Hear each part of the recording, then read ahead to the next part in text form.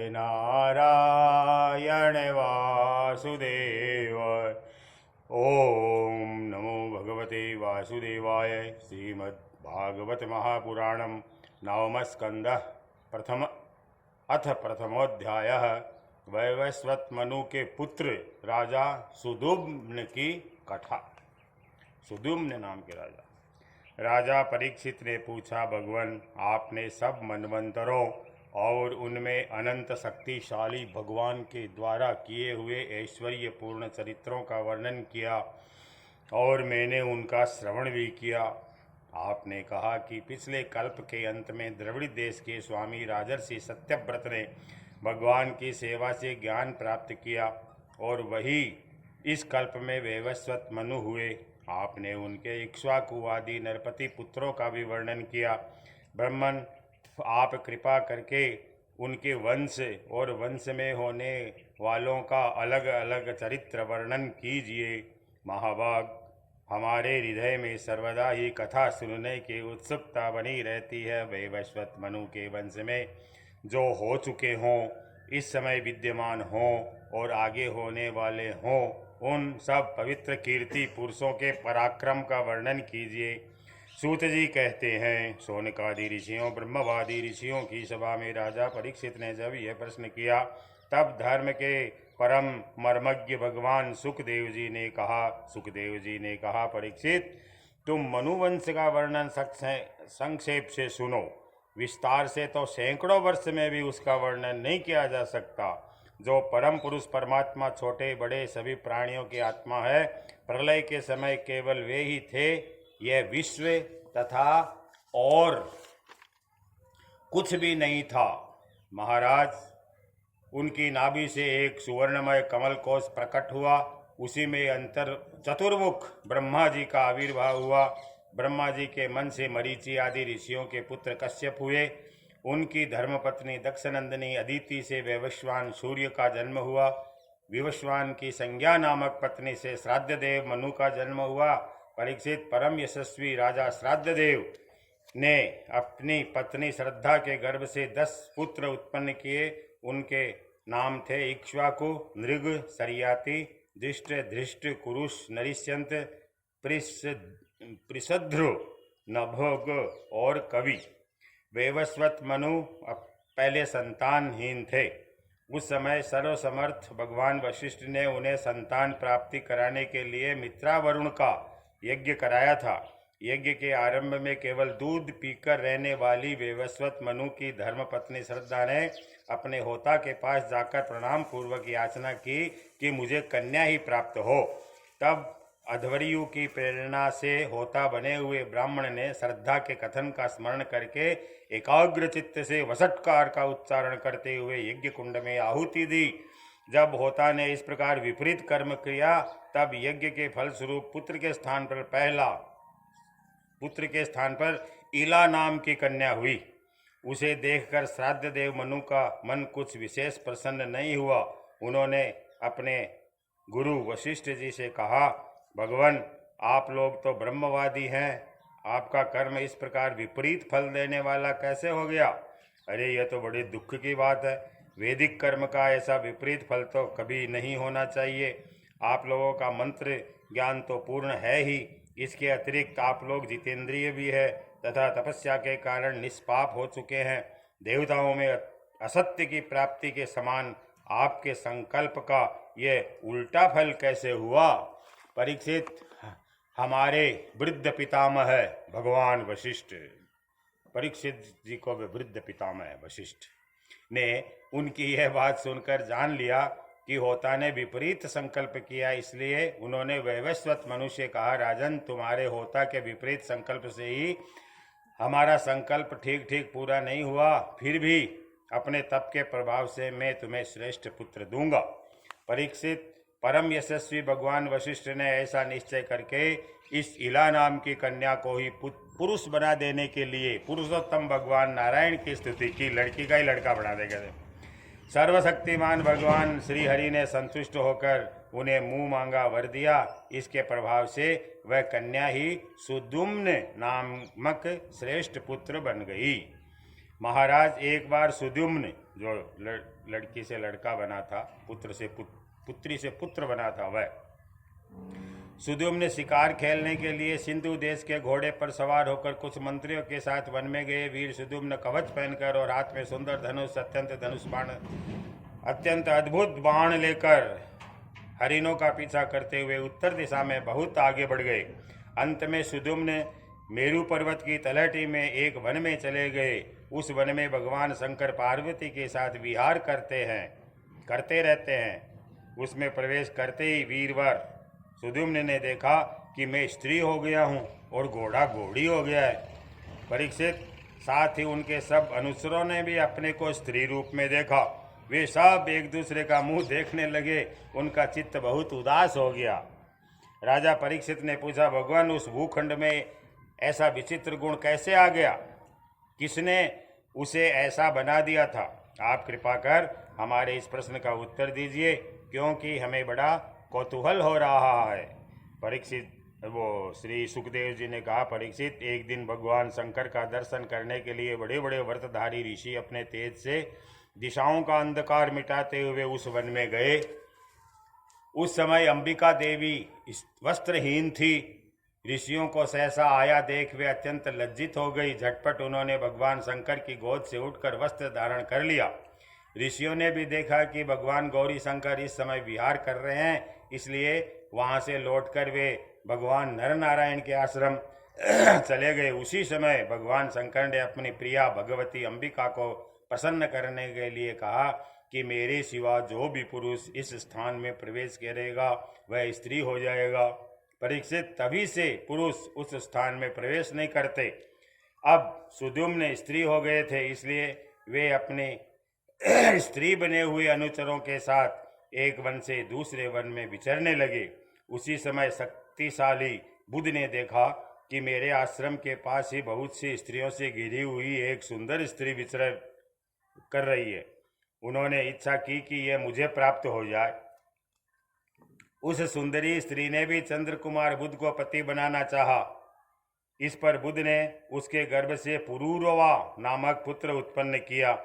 इस प्रकार मनुपुत्र राजा सुद्युम्न स्त्री हो गए। ऐसा सुनते उन्होंने उस अवस्था में अपने कुल पुरोहित वशिष्ठ जी का स्मरण किया।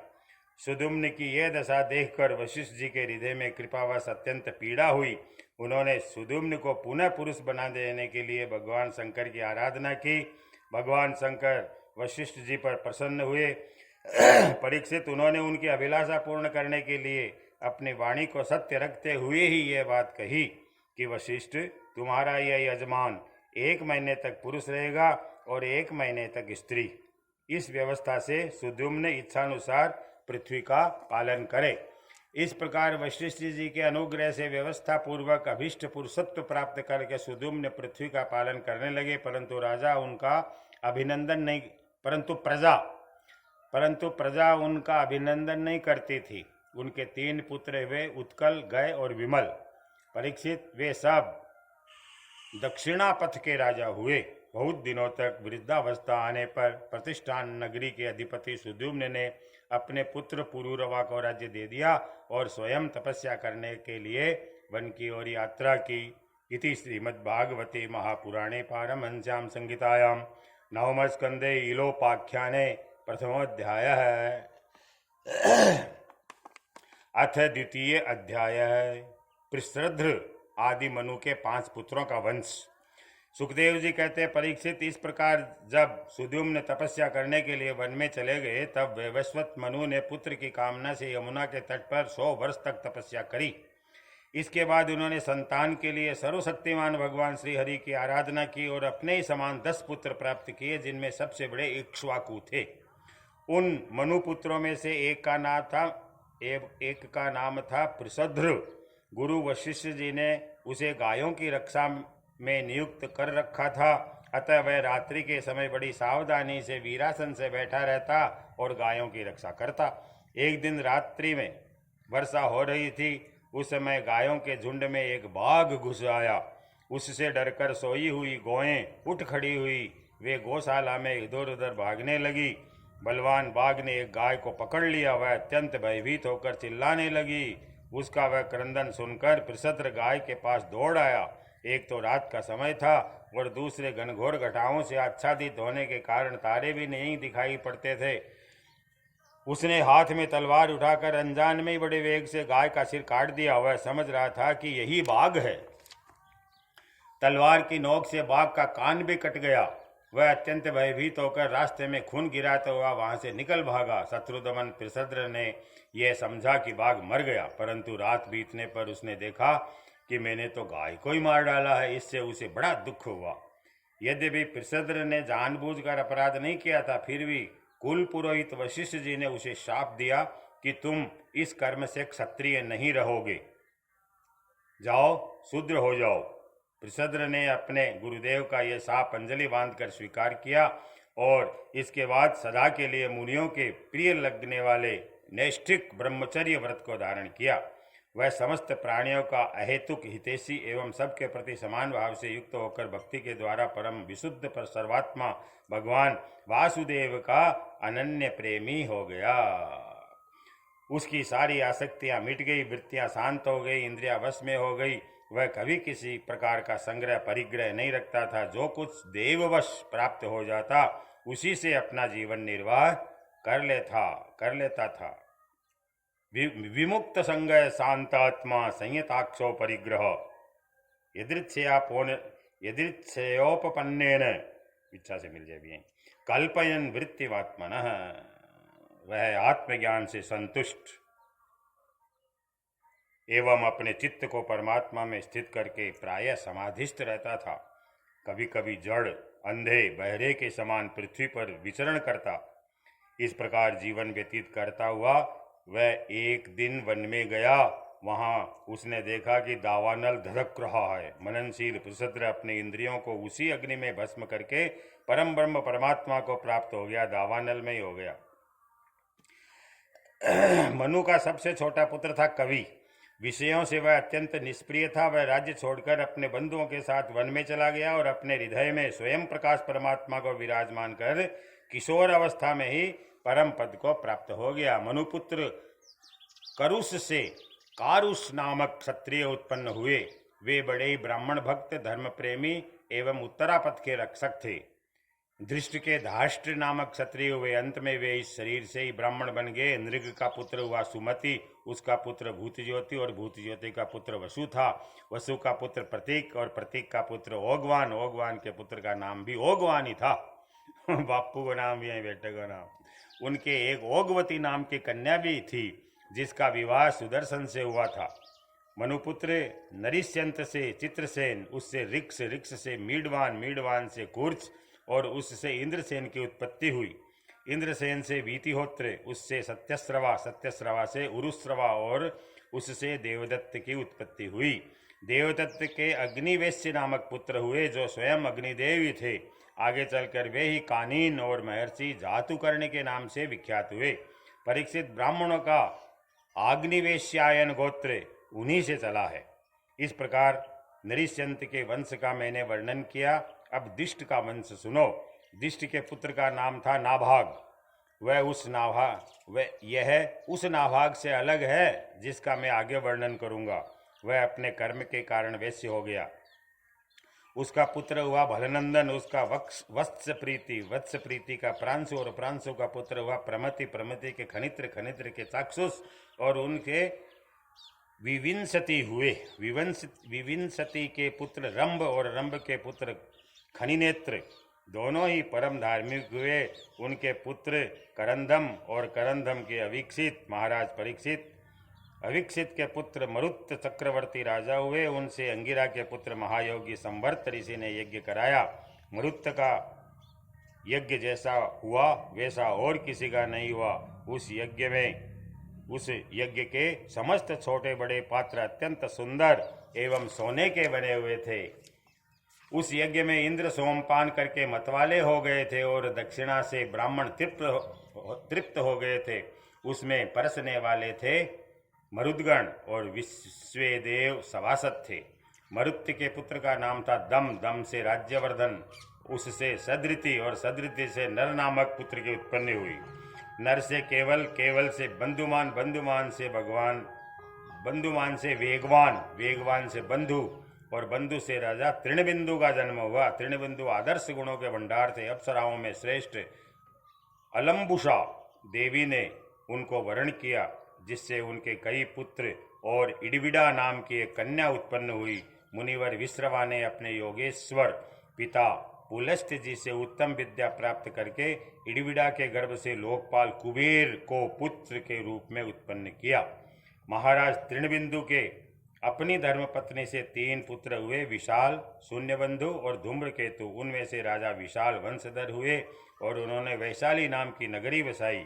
विशाल से हेमचंद्र, हेमचंद्र से धूम्राक्ष, धूम्राक्ष से संयम और संयम से 2 पुत्र हुए, कृशाश्व और देवस। कृशाश्व के पुत्र का नाम था सोमदत्त। उसने अश्वमेध यज्ञों के द्वारा यज्ञपति भगवान की आराधना की और योगेश्वर संतों का आश्रय लेकर उत्तम गति की प्राप्ति की। सोमदत्त का पुत्र हुआ सुमति और सुमति से जन्मेजय। ये सब तृणबिंदुओं की कीर्ति को बढ़ाने वाले विशाल वंशी हुए राजा। इति श्रीमद्भागवते महापुराणे पारमहंस्यां संहितायां नवम स्कंदे द्वितीयोऽध्यायः। अथ तृतीयोऽध्याय महर्षि च्यवन और सुकन्या का चरित्र, राजा सरियाती का वंश। सुखदेव जी कहते हैं, परीक्षित, मनुपुत्र राजा सरियाती वेदों का निष्ठावान विद्वान था। उसने अंगिरा के गोत्र ऋषियों के यज्ञ में दूसरे दिन का कर्म बतलाया था। यज्ञ में दूसरे दिन के करना चाहिए। उसकी एक कमल लोचना कन्या थी, उसका नाम था सुकन्या। एक दिन राजा सरियाती अपने कन्या के साथ वन में घूमते घूमते च्यवन ऋषि के आश्रम में जा पहुंचे। सुकन्या अपनी सखियों के साथ वन में घूम घूम कर वृक्षों का सौंदर्य देख रही थी। उसने एक स्थान पर देखा कि बाम्बी दीपकों के एकत्र की हुई मिट्टी के छेद से जुगनू की तरह 2 ज्योतियां दिख रही है। देव की कुछ ऐसी प्रेरणा थी। सुकन्या ने बाल सुलभ चपलता से एक कांटे के द्वारा उन ज्योतियों को बेंध दिया। इससे उनमें से बहुत सा खून बह चला। उसी समय राजा सरियाती के सैनिकों का मलमूत्र रुक गया बेंधने से। राजर्षि सरियाती को यह देखकर बड़ा आश्चर्य हुआ। उन्होंने अपने सैनिकों से कहा, अरे तुम लोगों ने कहीं महर्षि च्यवन जी के प्रति कोई अनुचित व्यवहार तो नहीं कर दिया? मुझे तो यह स्पष्ट जान पड़ता है कि हम लोगों में से किसी न किसी ने उनके आश्रम में कोई अनर्थ कार्य किया है। तब सुकन्या ने अपने पिता से डरते डरते कहा कि पिताजी, मैंने कुछ अपराध अवश्य किया है। मैंने अनजान में 2 ज्योतियों को कांटे से छेद दिया है। अपनी कन्या की यह बात सुनकर सरियाती घबरा गए। उन्होंने धीरे धीरे स्तुति करके बाम्बी में छिपे हुए च्यवन मुनि को प्रसन्न किया। तदनंतर च्यवन मुनि का अभिप्राय जानकर उन्होंने अपनी कन्या उन्हें समर्पित कर दी और इस संकट से छूटकर बड़ी सावधानी से उनकी अनुमति लेकर वे अपनी राजधानी में चले आए। इधर सुकन्या परम क्रोधी च्यवन मुनि को अपने पति के रूप में प्राप्त करके बड़ी सावधानी से उनकी सेवा करती हुई उन्हें प्रसन्न करने लगी। वह उनकी मनोवृत्ति को जानकर उसके अनुसार ही बर्ताव करती थी। कुछ समय बीत जाने पर उनके आश्रम पर 2 अश्विनी कुमार आए। च्यवन मुनि ने उनका यथोचित सत्कार किया और कहा कि आप दोनों समर्थ हैं, इसलिए मुझे युवा अवस्था प्रदान कीजिए। मेरा रूप एवं अवस्था ऐसी कर दीजिए जिसे युवती स्त्रियां चाहती है। मैं जानता हूं कि आप लोग सोमपान के अधिकारी नहीं है, फिर भी मैं आपको यज्ञ में सोमरस का भाग दूंगा। वेद्य शिरोमणि अश्विनी कुमारों ने महर्षि च्यवन का अभिनंदन करके कहा, ठीक है, और इसके बाद उनसे कहा कि यह सिद्धों के द्वारा बनाया हुआ कुंड है, आप इसमें स्नान कीजिए प्रभु। च्यवन मुनि के शरीर को बुढ़ापे ने घेर रखा था। वह सब और नसें दिख रही थी। झुर्रियां पड़ जाने एवं बाल पक जाने के कारण वे देखने में बहुत भद्दे लगते थे। अश्विनी कुमारों ने उन्हें अपने साथ लेकर कुंड में प्रवेश किया। उसी समय कुंड से 3 पुरुष बाहर निकले। वे तीनों ही कमलों की माला, कुंडल, सुंदर वस्त्र पहने एक से मालूम होते थे। वे बड़े सुंदर एवं स्त्रियों को प्रिय लगने वाले थे। परम साध्वी सुंदरी सुकन्या ने जब ये देखा कि तीनों ही एक आकृति के तथा सूर्य के समान तेजस्वी है, तब अपने पति को पहचान कर उसने अश्विनी कुमारों की शरण ली। उसके पातिव्रत्य से अश्विनी कुमार बहुत संतुष्ट हुए। उन्होंने उसके पति को बतला दिया और फिर च्यवन मुनि से आज्ञा लेकर विमान के द्वारा वे स्वर्ग को चले गए। कुछ समय के बाद यज्ञ करने की इच्छा से राजा सरियाती च्यवन मुनि के आश्रम पर आए। कि महाराज यज्ञ कराओ, चाल लगा। वहां उन्होंने देखा कि उनकी कन्या सुकन्या के पास एक सूर्य के समान तेजस्वी पुरुष बैठा हुआ है। सुकन्या ने उनके चरणों की वंदना की। सरियाती ने उसे आशीर्वाद नहीं दिया और कुछ अप्रसन्न होकर बोले, दुष्टे, ये तूने क्या किया? दुष्टे, तूने ये क्या कर दिया? क्या तूने सबके वंदनीय च्यवन मुनि को धोखा दे दिया? अवश्य ही तूने उनको बूढ़ा और अपने काम का न समझकर छोड़ दिया, और तू अब इस राह चलते जार पुरुष की सेवा कर रही है। तेरा जन्म तो बड़े ऊंचे कुल में हुआ था, ये उल्टी बुद्धि तुझे कैसे प्राप्त हुई? तेरा ये व्यवहार तो कुल में कलंक लगाने वाला है। अरे राम राम, तू निर्लज्ज होकर जार पुरुष की सेवा कर रही है और इस प्रकार अपने पिता और पति दोनों के वंश को घोर नरक में ले जा रही है। राजा सरियाती के इस प्रकार कहने पर पवित्र मुस्कान वाली सुकन्या ने मुस्कुरा कर कहा, पिताजी, ये आपके जामाता स्वयं भृगुनंदन महर्षि च्यवन ही है। इसके बाद उसने अपने पिता से महर्षि च्यवन के यौवन की और सौंदर्य की प्राप्ति का सारा वृत्तांत कह सुनाया। वह सब सुनकर राजा सरियाती अत्यंत विस्मित हुए। उन्होंने बड़े प्रेम से अपनी पुत्री को गले से लगा लिया। महर्षि च्यवन ने वीर सरियाती से सोम यज्ञ का अनुष्ठान करवाया और सोमपान के अधिकारी न होने पर भी अपने प्रभाव से अश्विनी कुमारों को सोमपान करवाया। इंद्र बहुत जल्दी क्रोध कर बैठते हैं, इसलिए उनसे यह सहा न गया। सोमपान माने प्या दिया। उन्होंने चिढ़कर सरियाती को मारने के लिए वज्र उठाया। महर्षि च्यवन ने वज्र के साथ उनके हाथ को वहीं स्तंभित कर दिया, रोक दिया। तब सब देवताओं ने अश्विनी कुमारों को सोम का भाग देना स्वीकार कर लिया। उन लोगों ने वेद्य होने के कारण पहले अश्विनी कुमारों का सोमपान से बहिष्कार कर रखा था। परीक्षित सरियाती के 3 पुत्र हुए, उत्तानबरही, आनर्थ और भूरिसेन। आनर्थ से रेवत हुए। महाराज रेवत ने समुद्र के भीतर कुशस्थली नाम की एक नगरी बसाई थी। उसी में रहकर वे आनर्थ आदि देशों का राज्य करते थे। उनके 100 श्रेष्ठ पुत्र थे रेवत के, जिनमें सबसे बड़े थे कुकुदमी। कुकुदमी अपनी कन्या रेवती को लेकर उसके लिए वर पूछने के उद्देश्य से ब्रह्मा जी के पास गए। उस समय ब्रह्मलोक का रास्ता ऐसे लोगों के लिए बेरोक टोक था। ब्रह्मलोक में गाने बजाने की धूम मची हुई थी। बातचीत के लिए अवसर न मिलने के कारण वे कुछ क्षण वहीं ठहरे रहे। उत्सव के अंत में ब्रह्मा जी को नमस्कार करके उन्होंने अपना अभिप्राय निवेदन किया। उनकी बात सुनकर भगवान ब्रह्मा जी ने हंसकर उनसे कहा, महाराज, तुमने अपने मन में जिन लोगों के विषय में सोच रखा था वे सब तो काल के गाल में चले गए, अब है ही नहीं वो। अब उनके पुत्र पौत्र अथवा नातियों की तो बात ही क्या है, गोत्रों के नाम भी नहीं सुनाई पड़ते। इस बीच में 27 चतुर्युगी का समय बीत चुका है, इसलिए तुम जाओ। इस समय भगवान नारायण के अंशावतार महाबली बलदेव जी पृथ्वी पर विराजमान है। राजन, उन्हीं नर रत्न को यह कन्या रत्न तुम समर्पित कर दो, रेवती को, जिनके नाम लीला आदि का श्रवण कीर्तन बड़ा ही पवित्र है। वे प्राणियों के जीवन सर्वस्व भगवान पृथ्वी का भार उतारने के लिए अपने वंश में अवतीर्ण हुए हैं। श्री कृष्ण गोविंद हरे मुरारी, हे नाथ नारायण वासुदेव। श्री कृष्ण गोविंद हरे मुरारी, हे नाथ नारायण वासुदेव। श्री कृष्ण गोविंद हरे मुरारी, हे नाथ नारायण वासुदेव। भगवान नारायण के अंशावतार महाबली बलदेव जी पृथ्वी पर विद्यमान है। राजन, उन्हीं नर रत्न को यह कन्या रत्न तुम समर्पित कर दो, जिनके नाम लीला आदि का श्रवण कीर्तन बड़ा ही पवित्र है। वे ही प्राणियों के जीवन सर्वस्व भगवान पृथ्वी का भार उतारने के लिए अपने अंश से अवतीर्ण हुए हैं। राजा कुकुदमी ने ब्रह्मा जी का ये आदेश प्राप्त करके उनके चरणों की वंदना की और अपने नगर में चले आए। उनके वंशजों ने यक्षों के भय से यह नगरी छोड़ दी थी और जहाँ तहाँ यूं ही निवास कर रहे थे।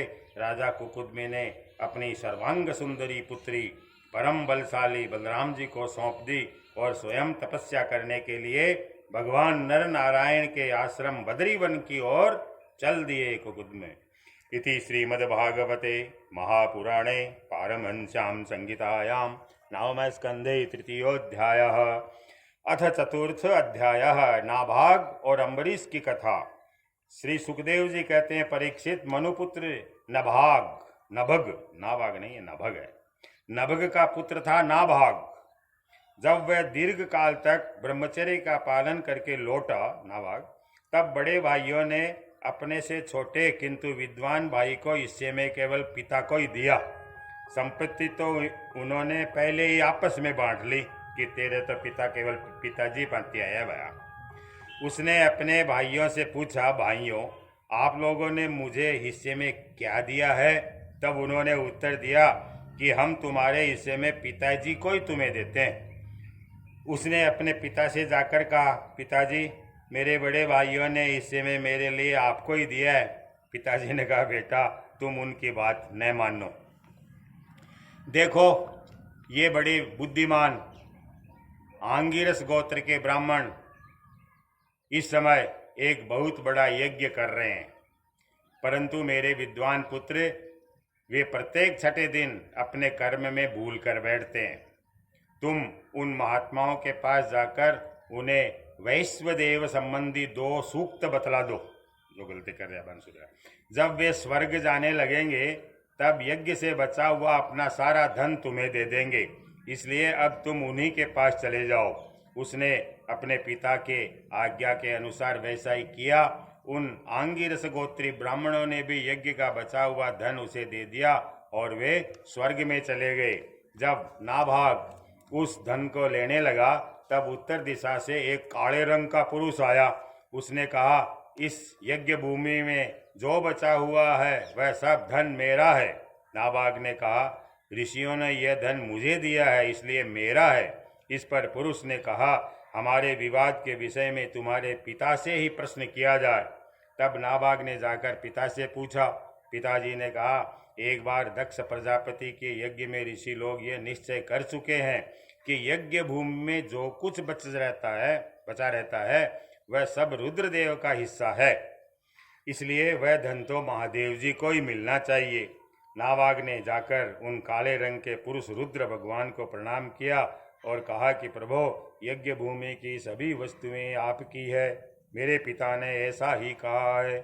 भगवान मुझसे अपराध हुआ, मैं सिर झुकाकर आपसे क्षमा मांगता हूँ।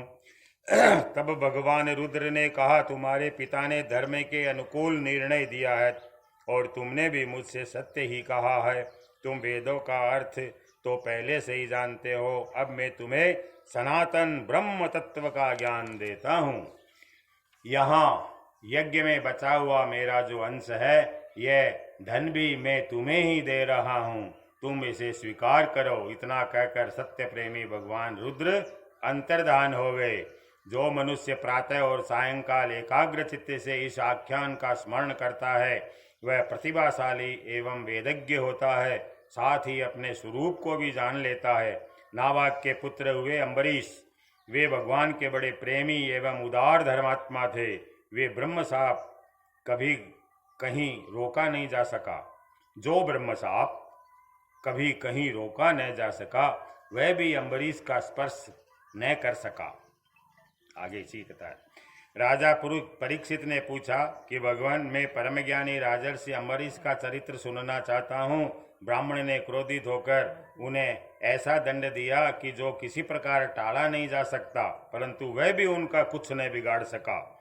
सुखदेव जी ने कहा, परीक्षित, अम्बरीश बड़े भाग्यवान थे। पृथ्वी के 7 द्वीप, अचल संपत्ति और अतुलनीय ऐश्वर्य उनको प्राप्त था। यद्यपि वे सब साधारण मनुष्य के लिए अत्यंत दुर्लभ वस्तुएं हैं, फिर भी वे इन्हें स्वप्न तुल्य समझते थे, क्योंकि वे जानते थे कि जिस धन वैभव के लोभ में पड़कर मनुष्य घोर नरक में जाता है वह केवल 4 दिन की चांदनी है, उसका दीपक तो बुझा बुझाया ही है। भगवान श्री कृष्ण में और उनके प्रेमी साधुओं में उनका परम प्रेम था। उस प्रेम के प्राप्त हो जाने पर तो यह सारा विश्व और इसकी समस्त संपत्तियां मिट्टी के ढेले के समान जान पड़ती है। वासुदेवे भगवती तद्भक्तेषु च साधुषु प्राप्तो भावं परम विश्वम येनेदं लोष्टवत् स्मृतम् स वै मनः कृष्णपदारविन्दयोर्वतांसि वैकुण्ठगुणानुवर्णने करौ हरेर्मन्दिरमार्जनादिषु श्रुतिं चकाराचित सत्कथोदय। उन्होंने अपने मन को श्री कृष्णचंद्र के चरणारविंद युगल मानी दो, चरणारविंद युगल में, वाणी को भगवद गुणानुवर्णन में, हाथों को श्री हरि मंदिर के मार्जन सेवन में और अपने कानों को भगवान अच्युत की मंगलमयी कथा के श्रवण में लगा रखा था। उन्होंने अपने नेत्र मुकुंद मूर्ति एवं मंदिरों के दर्शनों में, अंग संग भगवत भक्तों के शरीर स्पर्श से, नासिका उनके चरण कमलों पर चढ़ी श्रीमती तुलसी के दिव्य गंध में और रसना जिह्वा को भगवान के प्रति अर्पित नैवेद्य प्रसाद में संलग्न कर दिया था। अम्बरीश ने, अम्बरीश के पैर भगवान के क्षेत्र आदि की पैदल यात्रा करने में ही लगे रहते थे।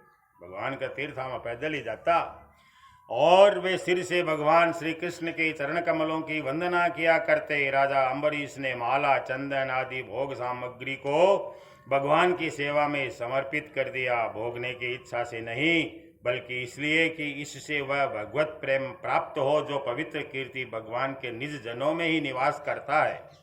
इस प्रकार उन्होंने अपने सारे कर्म यज्ञ पुरुष इंद्रियातीत भगवान के प्रति उन्हें सर्वात्मा एवं सर्वस्वरूप समझकर समर्पित कर दिए थे और भगवत भक्त ब्राह्मणों की आज्ञा के अनुसार वे इस पृथ्वी का शासन करते थे।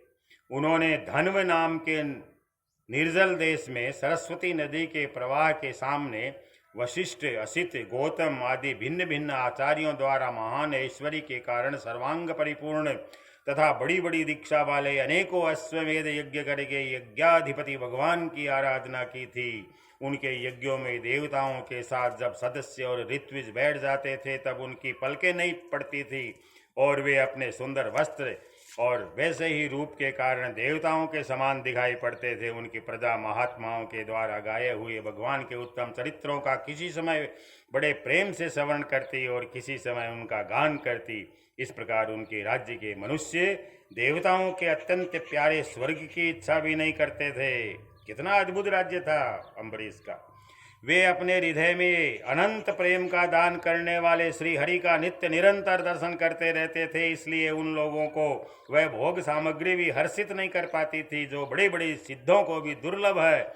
वे वस्तुएं उनके आत्मानंद के सामने, वे भोग की वस्तुएं उनके आत्मानंद के सामने अत्यंत तुच्छ और तिरस्कृत थी। राजा अम्बरीश इस प्रकार तपस्या से युक्त भक्ति योग और प्रजापालन रूप स्वधर्म के द्वारा भगवान को प्रसन्न करने लगे और धीरे धीरे उन्होंने सब प्रकार की आसक्तियों का परित्याग कर दिया। घर, स्त्री, पुत्र, भाई, बंधु, बड़े बड़े हाथी, रथ, घोड़े, पैदलों की चतुरंगिणी सेना, अक्षय रत्न, आभूषण, आयुध आदि समस्त वस्तुओं तथा कभी समाप्त न होने वाले कोषों के संबंध में उनका ऐसा दृढ़ निश्चय था कि वे सब के सब असत्य हैं। उनकी अनन्य प्रेममयी भक्ति से प्रसन्न होकर भगवान ने उनकी रक्षा के लिए सुदर्शन चक्र को नियुक्त कर दिया था, जो विरोधियों को भयभीत करने वाला एवं भगवत भक्तों की रक्षा करने वाला है। जय सुदर्शन चक्र भगवान की जय। राजा अम्बरीश की पत्नी भी उन्हीं के समान धर्मशील, संसार से विरक्त एवं भक्ति परायण थी। एक बार उन्होंने अपनी पत्नी के साथ भगवान श्री कृष्ण की आराधना करने के लिए 1 वर्ष तक द्वादशी प्रधान एकादशी व्रत करने का नियम ग्रहण किया। द्वादशी प्रधान एकादशी, जिसमें 12 को भी अंश हो ज्यादा वाह है, द्वादशी प्रधान एकादशी। व्रत की समाप्ति होने पर कार्तिक महीने में उन्होंने 3 रात का उपवास किया और एक दिन यमुना जी में स्नान करके मधुवन में भगवान कृष्ण की पूजा करी। उन्होंने महाभिषेक की विधि से सब प्रकार की सामग्री और संपत्ति द्वारा भगवान का अभिषेक किया और हृदय से तन्मय होकर वस्त्र आभूषण चंदन माला अर्घ्य आदि के द्वारा उनकी पूजा की। यद्यपि महाभाग्यवान ब्राह्मणों को इस पूजा की कोई आवश्यकता नहीं थी, स्वयं ही उनकी सारी कामनाएं पूर्ण हो चुकी थी, वे सिद्ध थे, तथापि राजा अम्बरीश ने भक्तिभाव से उनका पूजन किया। तत्पश्चात पहले ब्राह्मणों को स्वादिष्ट और अत्यंत गुणकारी भोजन कराकर उन लोगों के घर 60 करोड़ गौएं सुसज्जित करके भेज दी। उन गौओं के सींग सुवर्ण से और खुर चांदी से मढ़े हुए थे। सुंदर सुंदर वस्त्र उन्हें ओढ़ा दिए गए थे।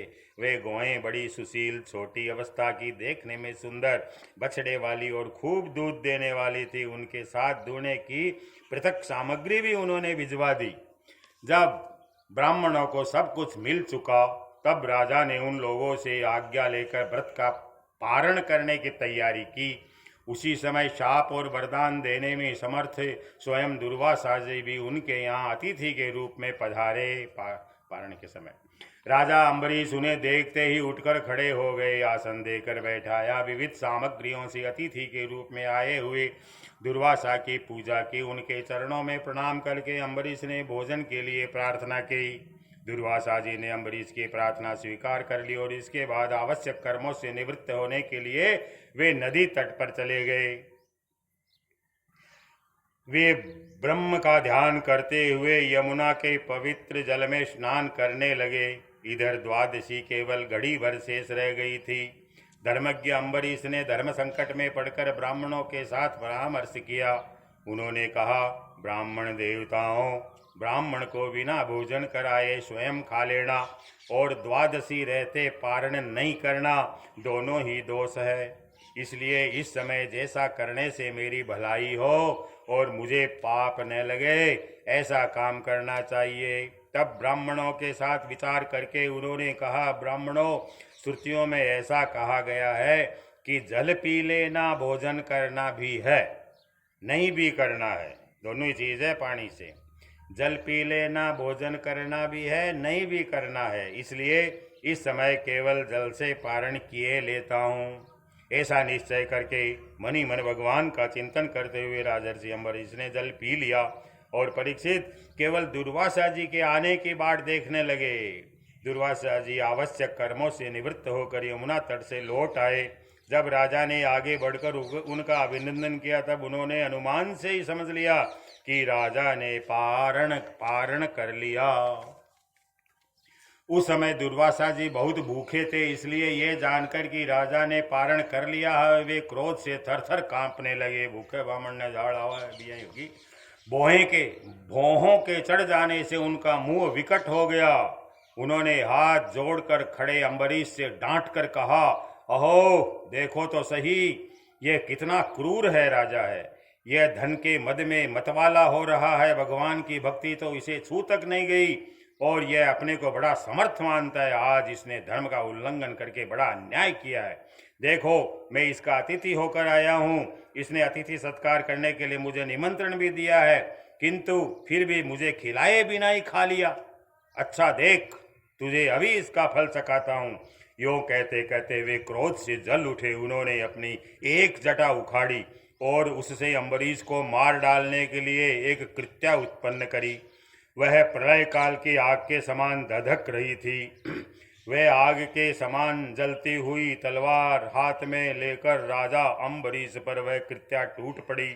उस समय उसके पैरों की धमक से पृथ्वी कांप रही थी, परंतु राजा अम्बरीश उसे देखकर उसे तनिक भी विचलित नहीं हुए। वे एक पग भी नहीं हटे, ज्यों के त्यों खड़े रहे। तमापतंतिम ज्वलतिम असीहस्ताम पदाम्बुवम वेपयंतिम समुद्विक्ष्य न चचाल पदांद्रप। न चचाल, नहीं चले, एक कदम भी इधर उधर नहीं हुए। परम पुरुष परमात्मा ने अपने सेवक की रक्षा के लिए पहले से ही सुदर्शन चक्र को नियुक्त कर रखा था। जैसे आग क्रोध से गुर्राते हुए सांप को भस्म कर देती है, वैसे ही चक्र ने दुर्वासा जी की कृत्या को जलाकर राख करके ढेर कर दिया। जब दुर्वासा जी ने देखा कि मेरी बनाई हुई कृत्या तो जल रही है और चक्र मेरी ओर आ रहा है, तब वे भयभीत होकर अपने प्राण बचाने के लिए जी छोड़कर एकाएक भाग निकले। तदभिद्रवद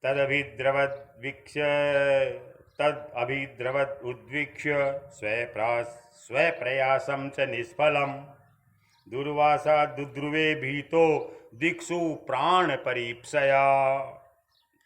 जैसे ऊंची ऊंची लपटों वाला दावानल सांप के पीछे दौड़ता है, वैसे ही भगवान का चक्र उनके पीछे पीछे दौड़ने लगा। जब दुर्वासा जी ने देखा कि चक्र तो मेरे पीछे लग गया है, तब सुमेरु पर्वत की गुफा में प्रवेश करने के लिए वे उसी ओर दौड़ पड़े। दुर्वासा जी दिशा, आकाश, पृथ्वी, अतल वितल आदि नीचे के लोक, समुद्र, लोकपाल, उनके द्वारा सुरक्षित लोक एवं स्वर्ग तक गए, परंतु जहां जहां वे गए वहीं वहीं उन्होंने असह्य तेज वाले सुदर्शन चक्र को अपने पीछे लगा देखा।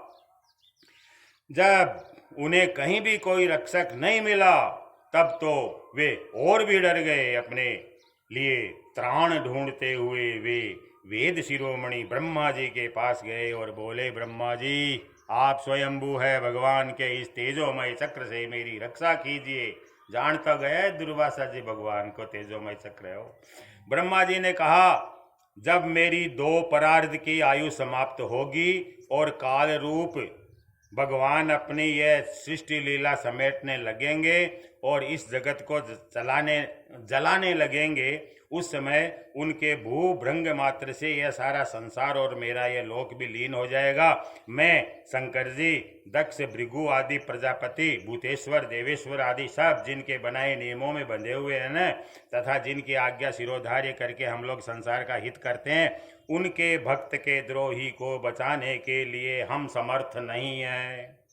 जब ब्रह्मा जी ने इस प्रकार दुर्वासा जी को निराश कर दिया, तब भगवान के चक्र से संतप्त होकर वह कैलाशवासी भगवान शंकर के शरण में गए। महादेव जी ने कहा, दुर्वासा जी, जिन अनंत परमेश्वर में ब्रह्मा जैसे जीव और उनके उपाधिभूत कोष इस ब्रह्मांड के समान ही अनेकों ब्रह्मांड समय पर पैदा होते हैं और समय आने पर फिर उनका पता नहीं चलता, जिनमें हमारे जैसे हजारों चक्कर काटते रहते हैं, उन प्रभु के संबंध में हम कुछ भी करने की सामर्थ्य नहीं रखते। मैं सनत कुमार, नारद, भगवान ब्रह्मा, कपिल देव, अपांतरतम, ये अपांतरतम नहीं मिले, कहीं नहीं पड़ा, अपांतरतम कोई महापुरुष है, देवल, धर्म, आसुरी तथा मारीची आदि दूसरे सर्वज्ञ सिद्धेश्वर, ये सब भगवान की माया को नहीं जान सकते, क्योंकि हम उसी माया के घेरे में हैं। यह चक्र उन विश्वेश्वर का शस्त्र है, यह हम लोगों के लिए असह्य है। तुम उन्हीं की शरण में जाओ, वे भगवान ही तुम्हारा मंगल करेंगे। वहां से निराश होकर दुर्वासा भगवान के परमधाम वैकुंठ में गए। लक्ष्मीपति भगवान लक्ष्मी के साथ वहीं निवास करते हैं। तमेव शरणम याहि हरिस्ते संविधास्यति, सम्मान कल्याण। तमेव शरणम याहि, उसी के शरण में जाओ, हरिस्ते संविधास्यति। दुर्वासा जी भगवान के चक्र की आज्ञा से दुर्वासा जी भगवान के चक्र की आग से जल रहे थे। वे कांपते हुए भगवान के चरणों में गिर पड़े। उन्होंने कहा, हे अच्युत, हे अनंत, आप संतों के एकमात्र वांछनीय है प्रभु, विश्व के जीवन दाता, मैं अपराधी हूँ, आप मेरी रक्षा कीजिए, रक्षा कीजिए। आपका परम प्रभाव न जानने के कारण ही मैंने आपके प्यारे भक्त का अपराध किया है। प्रभु, आप मुझे उससे बचाइए। आपके तो नाम का ही उच्चारण करने से नार की जीव भी मुक्त हो जाता है।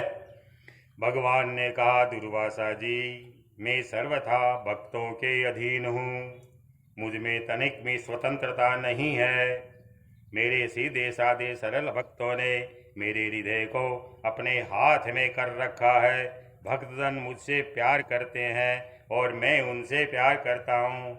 इसी का श्लोक सुनिए। अहम भक्त पराधीनो यह स्वतंत्र इव द्विज साधु भी ग्रस्त हृदयो भक्त जनप्रिय नाहमात्मानमाशा से मद भक्ति साधुभिर्विना श्रियम चात्यंतिकं ब्रह्मन् येषां गतिरहं परा। ये दारागार पुत्राप्तान् प्राणान् वित्तमिमं परम हित्वा मां शरणं याता कथम तांस त्यक्तमुत्सहे। ब्रह्मन, अपने भक्तों का एकमात्र आश्रय मैं ही हूँ। और कोई नहीं है। इसलिए अपने साधु स्वभाव भक्तों को छोड़कर मैं न तो अपने आप को चाहता हूँ और न अपनी अर्धांगिनी विनाश रहित लक्ष्मी को। जो भक्त स्त्री पुत्र गृह गुरुजन प्राण धन इहलोक और परलोक सबको छोड़कर मेरी शरण में आ गए हैं, उन्हें छोड़ने का संकल्प भी मैं कैसे कर सकता हूँ। जो ना जैसे जैसे स्त्री अपने पतिव्रत से, जैसे सती स्त्री अपने पातिव्रत्य से सदाचारी पति को वश में कर लेती है, वैसे ही मेरे साथ अपने हृदय को प्रेम बंधन से बांध रखने वाले समदर्शी साधु भक्ति के द्वारा मुझे अपने वश में कर लेते हैं। मेरे अनन्य प्रेमी भक्त सेवा से ही अपने को परिपूर्ण कृतकृत्य मानते हैं। मेरी सेवा के फल स्वरूप जब उन्हें सालोक्य सारूप्य आदि मुक्तियाँ प्राप्त होती है, तब वे उन्हें भी स्वीकार करना नहीं चाहते। फिर समय के फेर से नष्ट हो जाने वाली वस्तुओं की तो बात ही क्या है। दुर्वासा जी, मैं आपसे और क्या कहूँ। मेरे प्रेमी भक्त तो मेरे हृदय में है और उन प्रेमी भक्तों का हृदय स्वयं मैं हूँ। वे मेरे अतिरिक्त और कुछ भी नहीं जानते तथा मैं उनके अतिरिक्त और कुछ नहीं जानता। मदन्यत्ते न जानन्ति नाहम तेभ्यो मनागपि। दुर्वासा जी सुनिए, मैं आपको ये एक उपाय बताता हूँ जिसका अनिष्ट करने से आपको इस विपत्ति में पड़ना पड़ा है न, आप उसी के पास जाइए। निरपराध साधुओं के अनिष्ट की चेष्टा से अनिष्ट करने वाले का ही अमंगल होता है। निरपराध की अनिष्ट की चेष्टा करें, इसमें संदेह नहीं कि ब्राह्मणों के लिए तपस्या और विद्या परम कल्याण के साधन हैं, परंतु यदि ब्राह्मण उद्दंड और अन्यायी हो जाए तो वे ही दोनों उल्टा फल देने वाले हो जाते हैं। तपो विद्या च विप्राणाम निःश्रेयसे करे उभे एतैव दुर्विनीतस्य कल्पन्ते कर्तु अन्यथा। दुर्वासा जी, आपका कल्याण हो। आप नाभाग नंदन परम भाग्यशाली राजा अम्बरीश के पास जाइए और उनसे क्षमा मांगिए, तब आपको शांति मिलेगी। इति श्रीमद्भागवते महापुराणे पारमहंस्यां संहितायां नवमस्कन्धे अम्बरीशचरिते चतुर्थोऽध्यायः। अथ पंचमोऽध्याय दुर्वासा जी की दुख निवृत्ति। सुखदेव जी कहते हैं कि परीक्षित, जब भगवान ने इस प्रकार आज्ञा दी, तब सुदर्शन चक्र की ज्वाला से जलते हुए दुर्वासा लौटकर राजा अम्बरीश के पास आए और उन्होंने अत्यंत दुखी होकर राजा के पैर पकड़ लिए। दुर्वासा जी की यह चेष्टा देखकर उनके चरण पकड़ने से लज्जित होकर राजा अम्बरीश भगवान के चक्र की स्तुति करने लगे। उस समय उनका हृदय दयावश अत्यंत पीड़ित हो रहा था। अम्बरीश ने कहा, प्रभो सुदर्शन, आप अग्नि स्वरूप हैं, आप ही परम समर्थ सूर्य हैं। समस्त नक्षत्र मंडल के अधिपति चंद्रमा भी आपके स्वरूप है। जल पृथ्वी आकाश वायु पंच तन मात्रा संपूर्ण इंद्रियों के रूप भी आप ही हैं। भगवान के प्यारे हजार दांत वाले चक्रदेव, मैं आपको नमस्कार करता हूँ। समस्त अस्त्र शस्त्रों को नष्ट कर देने वाले एवं पृथ्वी के रक्षक, आप इन ब्राह्मण देव की रक्षा कीजिए। आप ही धर्म है, मधुर एवं सत्यवाणी है। आप ही समस्त यज्ञों के अधिपति और स्वयं यज्ञ भी है।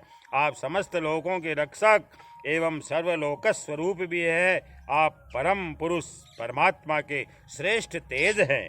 सुनाप, आप समस्त धर्मों की मर्यादा के रक्षक है। अधर्म का आचरण करने वाले असुरों को भस्म करने के लिए आप साक्षात अग्नि है। आप ही तीनों लोकों के रक्षक और विशुद्ध तेजोमय है। आपकी गति मन के वेग के समान है। आपके कर्म अद्भुत है। मैं आपको नमस्कार करता हूँ, आपकी स्तुति करता हूँ। सुदर्शन देवाय नमः। वेदवाणी के अधीश्वर, आपके धर्ममय तेज से अंधकार का नाश होता है और सूर्य आदि महापुरुषों के प्रकाश की रक्षा होती है। आपकी महिमा का पार पाना अत्यंत कठिन है। ऊंचे नीचे छोटे बड़े के भेदभाव से युक्त यह समस्त कार्य कारणात्मक संसार आपका ही स्वरूप है। सुदर्शन चक्र, आप पर कोई विजय नहीं प्राप्त कर सकता। जिस समय निरंजन भगवान आपको चलाते हैं और आप दैत्य एवं दानवों की सेना में प्रवेश करते हैं, उस समय युद्ध भूमि में उनकी भुजा, उदर, जंगा, चरण, गर्दन आदि निरंतर काटते हुए आप अत्यंत शोभायमान होते हैं। विश्व के रक्षक सुदर्शन, आप रणभूमि में सबका प्रहार सह लेते हैं, आपका कोई कुछ नहीं बिगाड़ सकता। गदाधारी भगवान ने दुष्टों के नाश के लिए ही आपको नियुक्त किया है। आप कृपा करके हमारे कुल के भाग्योदय के लिए दुर्वासा जी का कल्याण कीजिए प्रभु सुदर्शन। हमारे ऊपर ये आपका महान अनुग्रह होगा। यदि मैंने कुछ भी दान किया हो, यज्ञ किया हो अथवा अपने धर्म का पालन किया हो, यदि हमारे वंश के लोग ब्राह्मणों को ही अपना आराध्य देव समझते रहे हो, तो दुर्वासा जी की जलन मिट जाए। भगवान समस्त गुणों के एकमात्र आश्रय हैं। यदि मैंने समस्त प्राणियों के आत्मा के रूप में उन्हें देखा हो और वे मुझ पर प्रसन्न हो, तो दुर्वासा जी के हृदय की सारी जलन मिट जाए। यदि नो भगवान प्रीत एक सर्वगुणाश्रय सर्वभूतात्म भावेन द्विजो भवतु विज्वर। द्विजो भवतु विज्वर 2 श्लोक बनाए व्यास जी ने। यद्यस्ति दत्तमिष्टं वा स्वधर्मो वा सुनुष्ठित कुलम नो विप्रदेवम से द्विजो भवतु विज्वर। सुखदेव जी कहते हैं, जब राजा अम्बरीश ने दुर्वासा जी को सब ओर से जलने वाले भगवान के सुदर्शन चक्र की इस प्रकार स्तुति की, तब उनकी प्रार्थना से चक्र शांत हो गया। जब दुर्वासा चक्र की आग से मुक्त हो गए और उनका चित्त स्वस्थ हो गया, तब वे राजा अम्बरीश को अनेकानेक उत्तम आशीर्वाद देते हुए उनकी प्रशंसा करने लगे। दुर्वासा जी ने कहा, अहो अनंत दासानां महत्वं दृष्ट मध्यवे। अहो अनंत दासानां महत्वं दृष्ट, अनंत दासों के दास आपका महत्व मैंने आज जान लिया। अहो अनंत दासानां महत्वं दृष्ट मध्यमे कृतागसोपि यद राजन मंगलानि समीयसे। मैंने आपका अपराध किया, फिर भी आप मेरा मंगल चाहते हैं। दुर्वासा जी ने कहा, धन्य है आप, मैंने भगवान के प्रेमी भक्तों का महत्व देख लिया। राजन, मैंने आपका अपराध किया, फिर भी आप मेरे लिए मंगल कामना ही कर रहे हैं। जिन्होंने भक्तवत्सल भगवान श्री हरि के चरण कमलों को दृढ़ प्रेम भाव से पकड़ लिया है, उन साधु पुरुषों के लिए कौन सा कार्य कठिन है। दुर्वासा जी कह रहे हैं अम्बरीश को, जिनका हृदय उदार है, वे महात्मा भला किस वस्तु का परित्याग नहीं कर सकते। जिनके मंगल नामों के श्रवण मात्र से जीव निर्मल हो जाता है, उन्हीं तीर्थपाद भगवान के चरण कमलों के जो दास हैं, उनके लिए कौन सा कर्तव्य शेष रह जाता है। महाराज अम्बरीश, आपका हृदय करुणा भाव से परिपूर्ण है। आपने मेरे ऊपर महान अनुग्रह किया। अहो, आपने मेरे अपराध को भुलाकर मेरे प्राणों की रक्षा की। परीक्षित, जब से दुर्वासा जी भागे थे, तब से अब तक राजा अम्बरीश ने भोजन नहीं किया था। वे उनके लौटने की बाट जो रहे थे। अब उन्होंने दुर्वासा जी के चरण पकड़ लिए और उन्हें प्रसन्न करके विधि पूर्वक भोजन किया, पारण किया। जब राजा अम्बरीश आदर से अतिथि के योग्य सब प्रकार की भोजन सामग्री ले आए, दुर्वासा जी भोजन करके तृप्त हो गए। तब उन्होंने आदर से कहा, राजन, अब आप भी भोजन कीजिए। अम्बरीश, आप भगवान के परम प्रेमी भक्त हैं। आपके दर्शन, स्पर्श, बातचीत और मन को भगवान की ओर प्रवृत्त करने वाले आतिथ्य से मैं अत्यंत प्रसन्न और अनुग्रहित हुआ हूँ।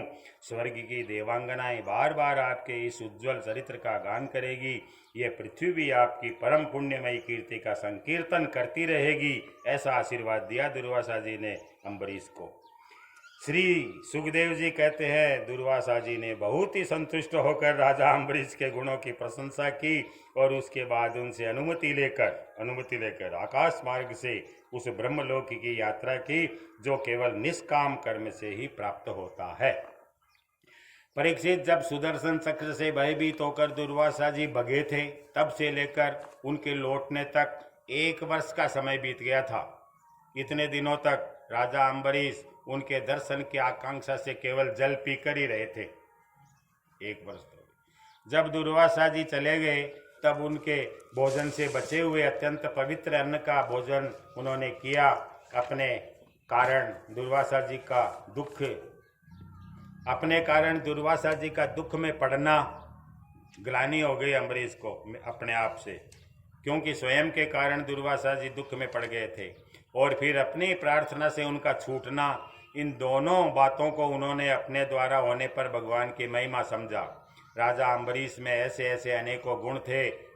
अपने समस्त कर्मों के द्वारा वे परम ब्रह्म परमात्मा श्री भगवान में भक्ति भाव की अभिवृद्धि करते रहते थे। उस भक्ति के प्रभाव से उन्होंने ब्रह्मलोक तक के समस्त भोगों को नरक के समान समझा था। तदनंतर राजा अम्बरीश ने अपने ही समान भक्त पुत्रों पर राज्यभार छोड़ दिया और स्वयं ही वन में चले गए। वहाँ वे बड़ी धीरता के साथ, जंगल में तपस्या के समय वहाँ वे बड़ी धीरता के साथ आत्मस्वरूप भगवान में अपना मन लगाकर गुणों के प्रवाह रूप संसार से मुक्त हो गए। परीक्षित, महाराज अम्बरीश का यह परम पवित्र आख्यान, जो इसका संकीर्तन और स्मरण करता है, वह भगवान का भक्त हो जाता है। इति श्रीमद्भागवते महापुराणे पारमहंस्यां संहितायां नवमस्कन्धे अम्बरीशचरितं नाम पंचमोऽध्यायः। श्री कृष्ण गोविंद हरे मुरारी, हे नाथ नारायण वासुदेव। श्री कृष्ण गोविंद हरे मुरारी, हे नाथ